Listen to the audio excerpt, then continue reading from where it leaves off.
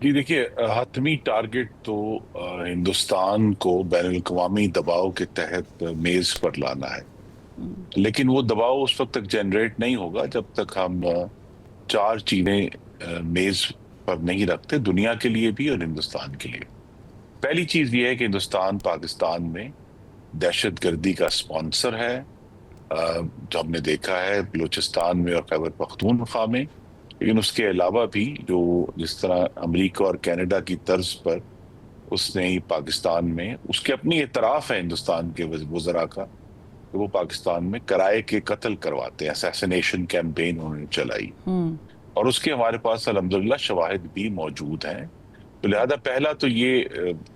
جو مدعا ہے وہ رکھنا ہے۔ دوسرا ایشو بلا شبہ انڈس واٹر ٹریٹی کا کی سسپینشن کا ہے، کہ ہندوستان نے جو کہا ہے کہ ہم اس کو معطل کر رہے ہیں۔ اس میں پھر یہ ہے کہ ہندوستان ایک بین الاقوامی طور پہ جو کہ چاہتا ہے کہ اسے ایک سپر پاور کے طور پہ ٹریٹ کیا جائے، لیکن وہ اتنا غیر ذمہ دار ملک ہے کہ وہ اپنی جو ٹریٹیز ہیں ان کو بغیر کسی وجہ کے ان کو سسپینڈ کر دیتا ہے۔ اس کے ساتھ ہی جڑا ہوا ہے کہ یہ ایک آبی جارحیت بھی ہے۔ دیکھیے سندھ اور اس کا جو طاس ہے، سندھ بیسن جو ہے، یہ ایک پوری تہذیب ہے، یہ لاکھوں تو نہیں ہزاروں سالوں سے یہاں موجود ہے، اور یہ جو 25 کروڑ پاکستانی اس کے ساتھ جڑے ہوئے ہیں، براہ راست بھی بلا واسطہ بھی، اگر وہ ان کا پانی روکے گا تو یہ پوری تہذیب کو جو ہے وہ پارچ کرنے کے مطابق ہے۔ تو لہذا یہ جو آبی دہشت گردی ہے اس کا بھی دنیا کے سامنے رکھنا ہے، اور اس لیے اس کا صرف ایک ہندوستان کا اینگل بھی ہے، لیکن اس کا ایک بین الاقوامی ٹھیک ہے۔ ماحولیاتی اینگل بھی ہے، جو ہیومن ڈیولپمنٹ آرگنائزیشن ہیں ان سے بھی ہم بات کریں گے، اور اوور آل وہ لوگ جو دنیا میں جو ہیں اس صرف انوائرمنٹ کو یا پانی کو دیکھتے ہیں، ان کے سامنے بھی یہ مدعا رکھیں گے کہ یہ انسسٹینیبل ہے، اور Exactly. پاکستان آلریڈی You کہہ held چکا that ہے۔ you held couple of very important ministries as well, Khurram Dastgir صاحب ماضی میں، and G you know very importantly کہ کیا چیز کہاں پر ٹارگٹ ہٹ کرنا ہے وغیرہ وغیرہ، لیکن it was said by Prime Minister of Pakistan کہ بھارت کے ساتھ ہم لوگ ملاقات بھی کریں گے، whether it was قطر اور دبئی۔ کیا یہ ابھی بھی پارٹ آف دا پلان ہے،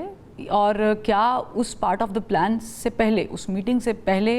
پاکستان اپنے امپورٹنٹ ٹارگٹس میٹ کر لے گا؟ جی، پلان تو یہ ہے کہ امریکہ میں واشنگٹن میں خاص طور پہ جب صدر ٹرمپ نے ایک نہیں ایک سے زائد دفعہ اس بات کا عندیہ دیا ہے، secretary of state Marco Rubio نے اس کا عندیہ دیا ہے، ان کو اس پر کہنا ہے کہ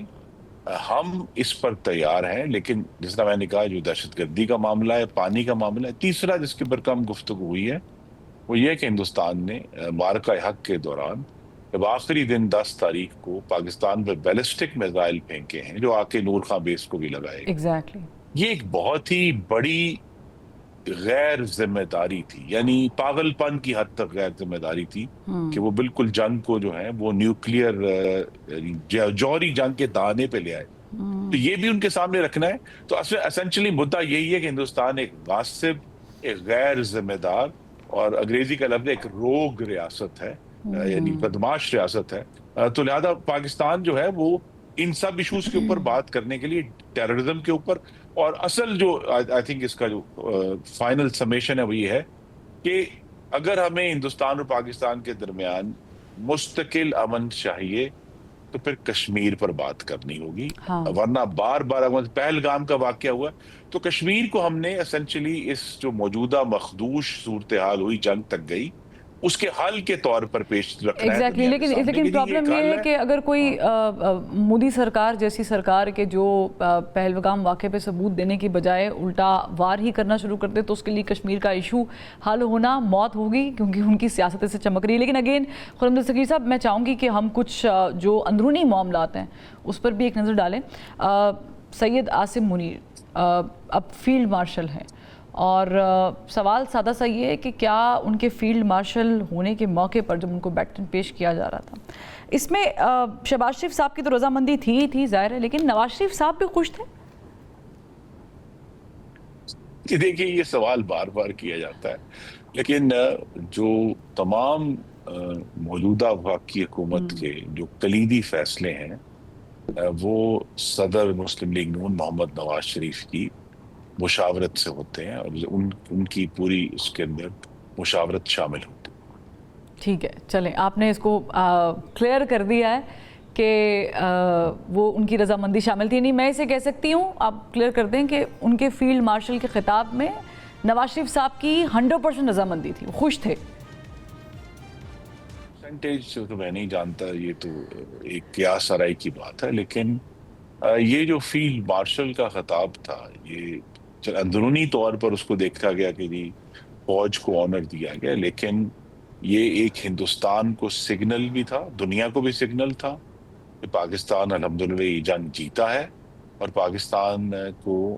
کا جو ریزولو اس دفعہ نظر آیا جواب دینے کا،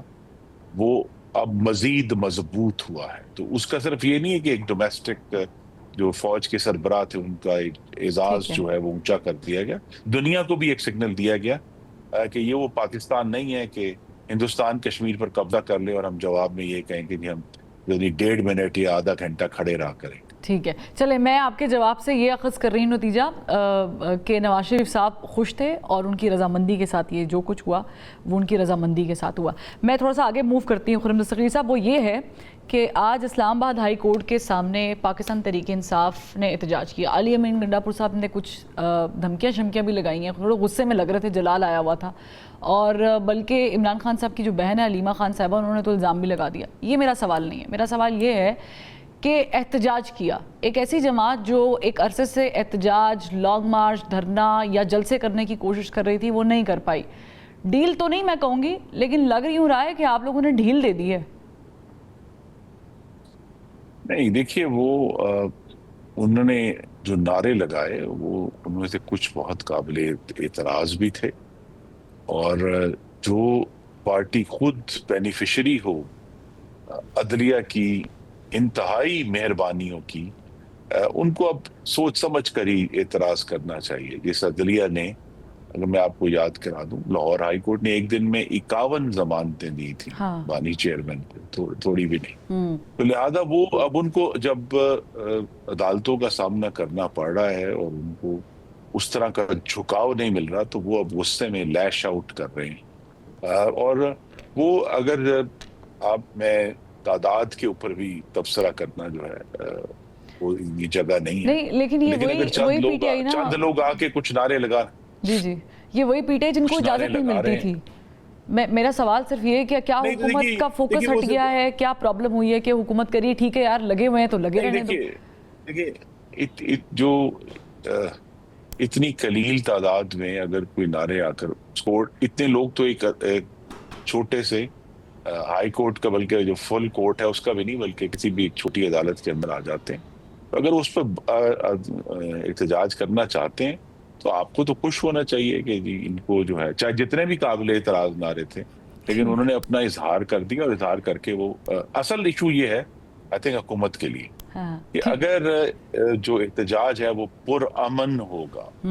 اس کے اندر جو ہے وہ دھونس اور تشدد نہیں ہوگا، تو اگر یہ پرامن احتجاج کی کوئی روش اپنا لیں، پھر انہیں ہر جگہ احتجاج کر سکیں۔ ٹھیک ہے، چلیں میں پھر وہی بات کروں گی، یعنی آپ ڈیل تو خیر ہوئی نہیں ہے، وہ بھی کہہ رہے ہیں کہ ڈیل نہیں ہوئی، ڈیل کر رہے ہو، لیکن ڈیل مل رہی ہے آپ کی طرف سے، اور آپ بتا رہے ہیں کہ دیکھیں نا ہم نے کیا تو کہاں پہ پہنچ گئے۔ وہ الگ بات ہے کہ وہ آپ کو کے پی میں ڈیل نہیں دے رہے، وہ کل آپ نے دیکھا یہ جو ایپیسوڈ چلا ہے، انہوں نے آنسو گیس بھی مارے ہیں، انہوں نے کہا جی ریڈ زون کے اندر داخل ہی نہیں ہو سکتے۔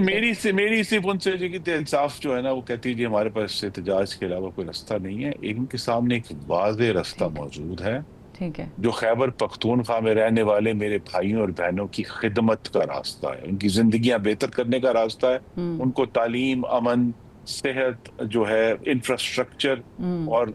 دہشت گردوں سے لڑنے کا راستہ ہے، جو 12 سال سے وہ نہیں اپنا سکے۔ آج بھی وہ راستہ کھلا ہے کہ بجائے یہ کہ وہ ہر وقت جو ہے وہ وفاق کے اوپر چڑھے رہیں، وہ جا کر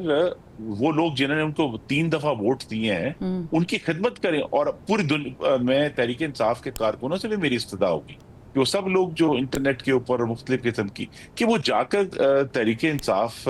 کے لیے خیبر پختونخوا کے اسکولوں میں، ہسپتالوں میں، تھانوں میں جا کے والنٹیئر کیوں نہیں کرتے، اس کو ایک ماڈل صوبہ کیوں نہیں بناتے؟ لیکن یہ نہیں ہم، کیونکہ خدمت تو نہ ان کی نیت ہے، نہ سمت ہے، نہ الکر۔